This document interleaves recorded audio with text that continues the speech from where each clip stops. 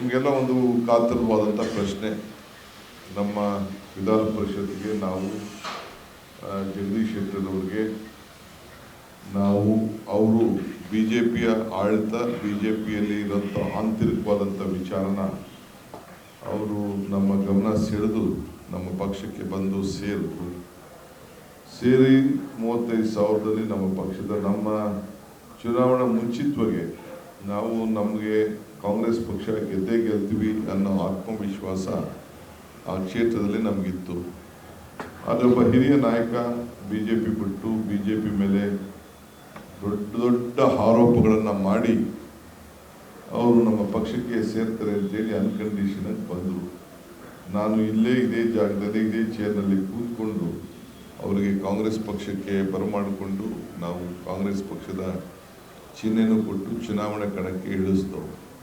ನಮ್ಮ ಪಕ್ಷದ ಕಾರ್ಯಕರ್ತರನ್ನೆಲ್ಲ ನಾವು ತ್ಯಾಗ ಮಾಡ್ತೇವೆ. ಆದರೆ 35,000 ಅಂತರದಿಂದ ಅವರು ಸೋತ್ರಾದ್ಮೇಲೆ ಅವರ ಹಿರಿತನಕ್ಕೆ ನಾವು ಗೌರವನ ಕೊಟ್ಟು ಒಬ್ಬ ಹಿರಿಯ ಮಾಜಿ ಮುಖ್ಯಮಂತ್ರಿಗಳು ಅಂತ ಹೇಳಿ ಅವರು ಆಡಿದಂಥ ಮಾತು, ಅವರು ಒಪ್ಕೊಂಡಂಥ ಬಿ ಜೆ ಪಿ ಮೇಲೆ ಏನು ಕೆಲವು ಅನೇಕ ವಿಚಾರಗಳನ್ನು ತಿಳಿಸಿದ್ರು. ನಾವು ಅದನ್ನು ನಂಬಿ 5 ವರ್ಷಗಳ ಕಾಲ ಕೂಡಲೇ ನಾವು MLC ಕೂಡ ನಾವು ನಾಮಿನೇಷನ್ ಮಾಡಿ ಅವರಿಗೆ ಕೊಟ್ಟು ಭಾಳ ಗೌರವದಿಂದ ನಡೆಸ್ಕೊಳ್ತಾ ಇದ್ರು. ಇದ್ದಕ್ಕಿದ್ದಂಗೆ ಅವರು ಸುಮಾರು ಒಂದು 2-3 ತಿಂಗಳಿಂದ ಕೆಲವರು ಬಿ ಜೆ ಪಿಯವರು ಅವ್ರನ್ನ ಸಂಪರ್ಕವನ್ನು ಮಾಡಲಿಕ್ಕೆ ಮತ್ತೆ ಶುರು ಮಾಡೋದು ಕೂಡ ನಮಗೆ ಗೊತ್ತಿತ್ತು. ಮೊನ್ನೆ ಬೆಳಗ್ಗೆ ಕೂಡ ನಾನು ಮಾತಾಡಿದೆ, ಪಾರ್ಲಿಮೆಂಟ್ ಟಿಕೆಟ್ಗಳ ಬಗ್ಗೆ ಚರ್ಚೆ ಮಾಡಬೇಕು, ನೀವು ಬಂದು ಭೇಟಿ ಮಾಡಿ ಅಂತ ಕೂಡ ಅವರಿಗೆ ತಿಳಿಸಿದ್ದೆ. ಅವರು ಅನೇಕರನ್ನ ಬಿ ಜೆ ಪಿಯಿಂದ ಕಾಂಗ್ರೆಸ್ ಬೇಕಾದಷ್ಟು ಸೇರಿಸೋಕ್ಕೆ ಪ್ರಯತ್ನ ಮಾಡಿ ಕೆಲವರೆಲ್ಲ ಸೇರಿಸಿದ್ದಾರೆ. ಇನ್ನು ಕೆಲವು ಹೆಸರುಗಳು ಕೂಡ ನನಗೆ ಕೊಟ್ಟಿದ್ದರು. ಸೊ ಈ ಮಧ್ಯದಲ್ಲಿ ಅವರು ಏಕಾಏಕಿ ರೆಸಿಗ್ನೇಷನ್ನ ಫ್ಯಾಕ್ಸ್ ಮುಖಾಂತರ ವಾಟ್ಸಪ್ ಮುಖಾಂತರ ಕಳಿಸಿದ್ದಾರೆ ಅಂತೇಳಿ ನನಗೆ ಲೇಟಾಗಿ ಗೊತ್ತಾಯಿತು.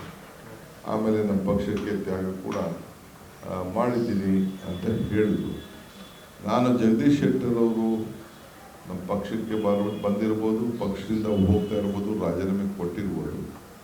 ಕಾಂಗ್ರೆಸ್ ಪಕ್ಷ ಒಂದು ದೊಡ್ಡ ಸಮುದ್ರ ಇದೆ.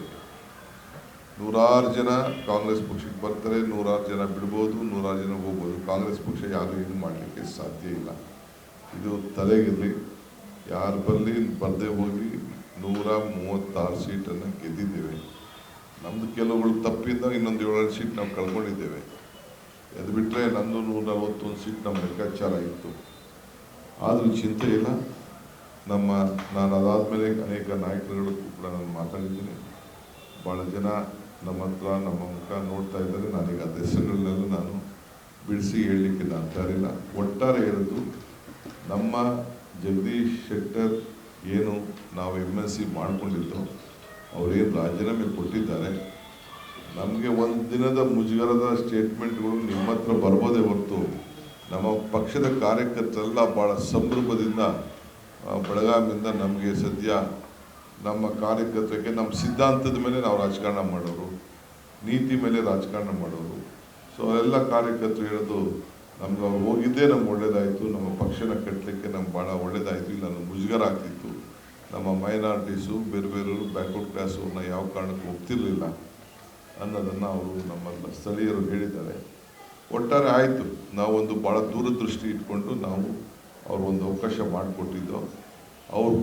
ಅವ್ರು ಹೇಳಿಕೊಟ್ಟಂಥ ಹೇಳಿಕೆಗಳಿಗೆ, ಬಿ ಜೆ ಪಿ ವಿರುದ್ಧ ಕೊಟ್ಟಂಥ ಹೇಳಿಕೆಗಳಿಗೆ ಅವರೇ ಉತ್ತರ ಕೊಡಬೇಕು ಹೊರತು ನಾನೇನು ಉತ್ತರ ಕೊಡಬೇಕಾದಂಥ ಅವಶ್ಯಕತೆ ಇಲ್ಲ ಅನ್ನೋ ಮಾತನ್ನು ಈ ಸಂದರ್ಭದಲ್ಲಿ ಹೇಳ್ತೇನೆ. ಸೊ ಅದರಿಂದ ನಾವ್ಯಾರು ಇಲ್ಲಿಗೆ ಜಸ್ಟ್ ಒಂದಿನ ಕಾಲ್ ಇಟ್ ಎ ಡೇ ಅಂತಾರಲ್ಲ, ಹಂಗೆ ನಾವು ಒಂದಿನ ಆಯಿತು, ಒಂದಿನ ಮುಗೀತು, ಸೂರ್ಯ ಹುಟ್ಟಿತು, ಸೂರ್ಯ ಮುಳುಗೋಯ್ತು ಅಂತ ಹೇಳಿ ನಾವು ಮರೆತು ಮಿಕ್ಕಿದ್ದ ನಮ್ಮ ಸೀಟನ್ನು, ಒಂದು ಖಾಲಿ ಇರೋ ಸೀಟನ್ನು ನಾವು ಕಾಂಗ್ರೆಸ್ ಒಬ್ಬ ನಿಷ್ಠಾವಂತ ಕಾರ್ಯಕರ್ತರಿಗೆ ಕೊಟ್ಟು ನಾವು ಅದರ ಮೇಲೆ ಹೋರಾಟವನ್ನು ಮಾಡುವಂಥ ಕೆಲಸವನ್ನು ನಾವು ಮಾಡ್ತೇವೆ ಅನ್ನೋದನ್ನು ಈ ಸಂದರ್ಭದಲ್ಲಿ ಹೇಳಲಿಕ್ಕೆ ನಾನು ಬಯಸ್ತೇನೆ.